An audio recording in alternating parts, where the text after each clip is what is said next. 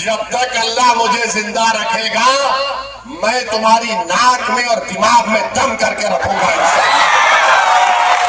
तुम पहले राना के घर में हम चिराग जलाएंगे, तौसीफ आलम के घर में चिराग जलाएंगे, अख्तर अली खान को कामयाब करेंगे। तो एक वीडियो देखा कि जनगण मन हो रहा है तो नीतीश कुमार हाथ पकड़ के ऐसा ऐसा कर रहा है। नहीं, अब बहुत हो गया।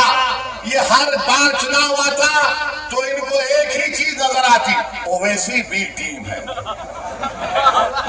ओवैसी बी टीम है कि हमने हमारे भाई राणा रंजीत को यहां से अपना उम्मीदवार बनाने का ऐलान किया। तो अभी आपकी जिम्मेदारी है मेरे भाई कि आप राणा रंजीत को यहां से अपना नया विधायक बनाएंगे इंशाअल्लाह ताला। बहादुरगंज से तौसीफ आलम को इंशाअल्लाह बनाएंगे और अख्तर अली खान को कामयाब करेंगे अपनी विधानसभा से। अब याद रखिए कि एक अख्तर अली खान विधानसभा में जाते हैं, आप बैठो बैठो अभी। एक अख्तर अली खान विधानसभा को जाते हैं, अख्तर अली खान को 2 मिनट का टाइम स्पीकर देता है और 2 मिनट में अख्तर अली खान सबको परेशान कर देते हैं। तो इंशाअल्लाह ताला अगर हम मुत्तहिदा तौर पर अपने वोट का इस्तेमाल करेंगे तो अख्तर अली खान का बाजू नहीं बल्कि बिहार के गरीब और मजलूम अवाम का बाजू तौसीफ आलम और हमारा राणा बनेगा इंशाअल्लाह ताला। तो मेरे अजीज दोस्तों और बुजुर्गों, मुत्तहिदा तौर पर अपने वोट का इस्तेमाल करिए। अब बहुत हो गया। ये हर बार चुनाव आता तो इनको एक ही चीज नजर आती, ओवैसी बी टीम है, ओवैसी बी टीम है, ओवैसी वोट काटने के लिए आया है।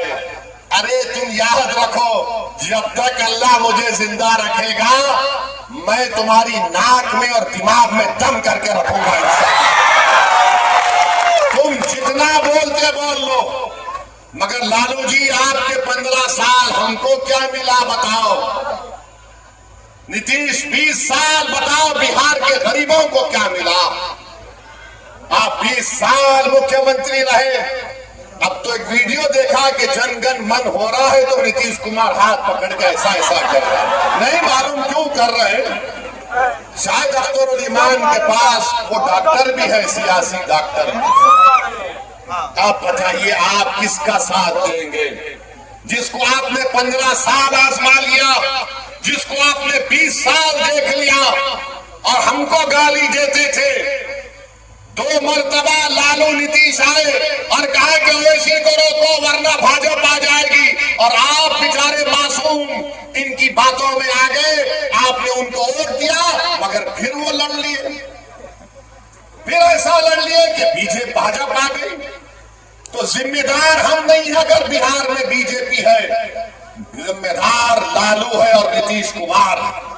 और याद रखिए हमारी जिम्मेदारी नहीं है, हमने कभी भी फिरका परस्ती का साथ नहीं दिया। हमने हमेशा हिंदू मुस्लिम इत्तेहाद को मजबूत करने का काम किया। मगर याद रखो मेरे अजीज दोस्तों और बुजुर्गों, मगर ये बात तो सही नहीं है कि मैं अपने घर को जलाकर किसी के घर में जाकर रोशनी का चिराग जलाऊं। मेरा घर अगर आबाद रहेगा तो मैं अपने घर के चिराग को जलाकर बाजू के घर में जाकर चिराग जलाऊंगा।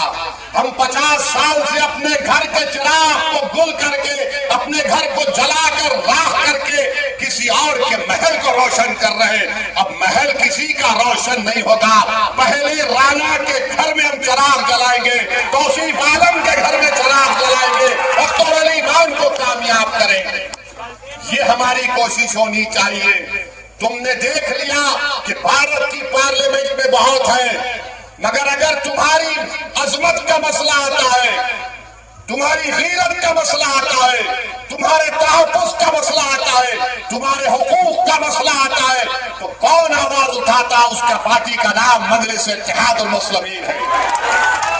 तो हम आपसे ही अर्ज करने आए हैं कि अपने इत्तेहाद को मजबूत रखिए और हमारे जाने के बाद ये जितने फिरका परस्त लोग हैं ये अब अपने काम पे लग जाएंगे।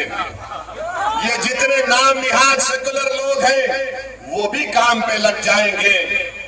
दोनों तरफ शैतान है। शैतानों की मीटिंग होगी और बोलेंगे अब क्या करें, इसने तो राणा को हमारे सर पे लाके बिठा दिया। एक अफसर परेशान कर रहा था तो तौसीफ भी आ गया। तो मेरे अजीज दोस्तों और बुजुर्गों, इनके झूठे प्रोपेगेंडे को आपको मुस्तरद करना, एक मर्तबा मुत्तहदा तौर पर अपने वोट का इस्तेमाल करिए।